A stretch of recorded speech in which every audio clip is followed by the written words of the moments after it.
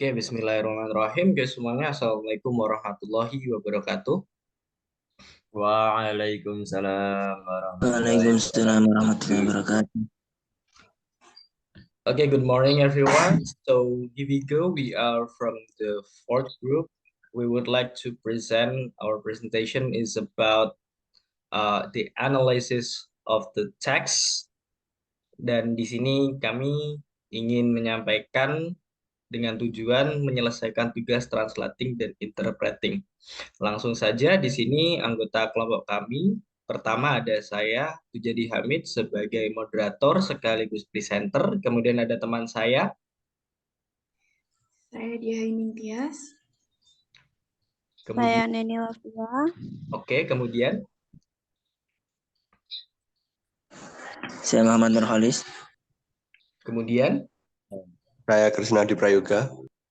oke, Dan kemudian. saya Muhammad Ilhamsyah Ashari. Oke, jadi itu adalah semua anggota kelompok kami. Oke, langsung saja. Sebelumnya di sini saya perkenalkan ada sebuah teks yang saya dapatkan dari Pinterest. Di sini adalah teks yang sangat pendek, di mana dia berisi sebuah cerita. Dan di sini ceritanya akan dibacakan oleh teman saya. Untuk dia dipersilahkan. Okay, thank you Mas Adi.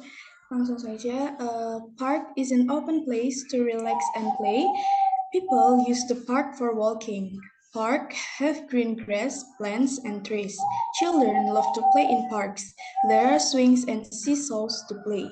People visit parks in the morning and evening. Many people exercise in the park.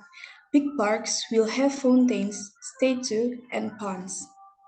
Oke, baik. Terima kasih. Jadi itu adalah pembacaan dari English-nya. Oke, sekarang untuk translation-nya untuk saudari Neni dipersilahkan.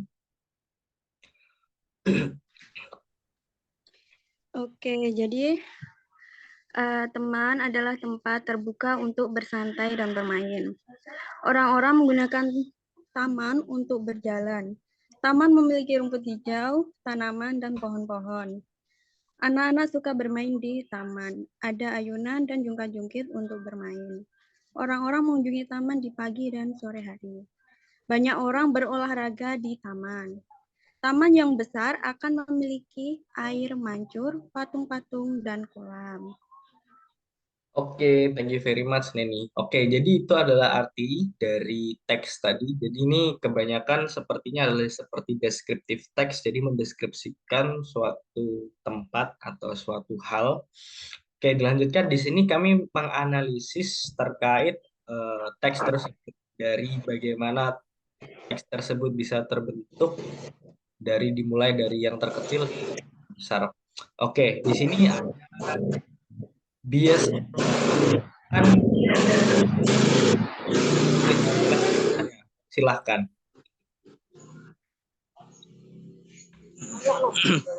Baik, ada analisis yang pertama di sini tentang helper strategy ataupun strategi pembantu. Helper strategy use knowledge and familiar syntax, describes a method of simplifying and clarifying text for a specific using familiar language structure. For the example, parks have green grass, plants, and trees. Di sini contohnya ada pada penulisan kalimat parks have green grass, plants, and trees. Yakni taman memiliki rumput hijau, tanaman, dan pepohonan. Maksud dari kalimat tersebut yakni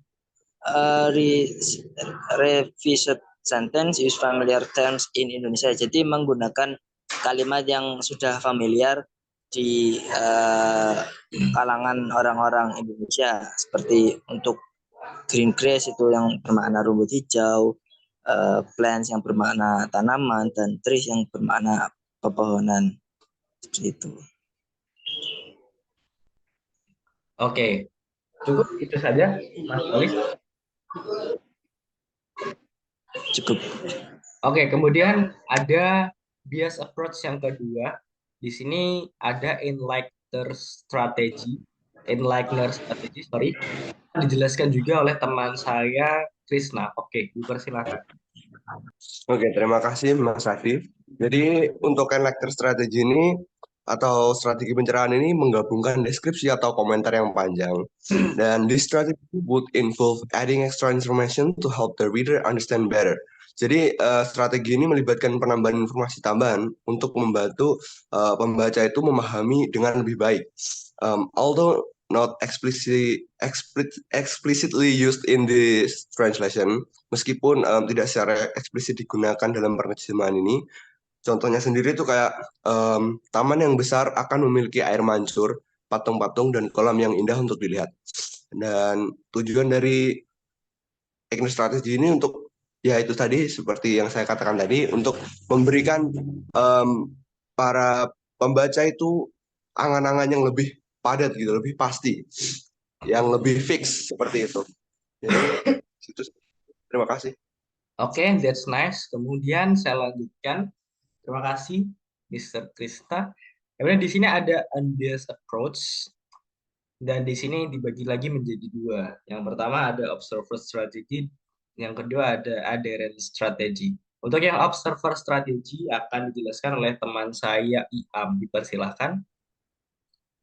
Okay, thank you very much for this time, Mas Adi. So, observer strategy is a produced literal translation that this strategy closely follows the original structure and vocabulary. So, maksudnya di sini adalah observer strategi itu atau strategi pengamat itu strategi yang mengikuti dengan cermat struktur dan kosakata aslinya. Maksudnya adalah penerjemahan di sini itu mempertahankan struktur kalimat dan pilihan kata sebisa mungkin atau semirip mungkin dengan bahasa Inggris dengan tidak merubah grammar maupun kosakatanya. Contohnya di sini adalah park is an open place to relax and play. Yang bisa diartikan di sini adalah taman adalah tempat terbuka untuk bersantai dan bermain. Bisa dilihat di sini dari struktur kalimatnya maupun kosakatanya itu tidak ada yang berubah atau semirip atau dibuat semirip mungkin dengan bahasa aslinya. Kurang lebih seperti begitu. Oke, thank you very much, Mr. Iam. Okay, and the last, we have about, wait a minute, adherent strategy. Jadi adherent strategy ini garis besarnya adalah dia strategi penganut. Kalau observer tadi pengamat, kalau adherent di sini penganut. Maksudnya bagaimana? Maksudnya dijelaskan di sini, wait, result is word for word translation. This method sticks strictly to the source text word.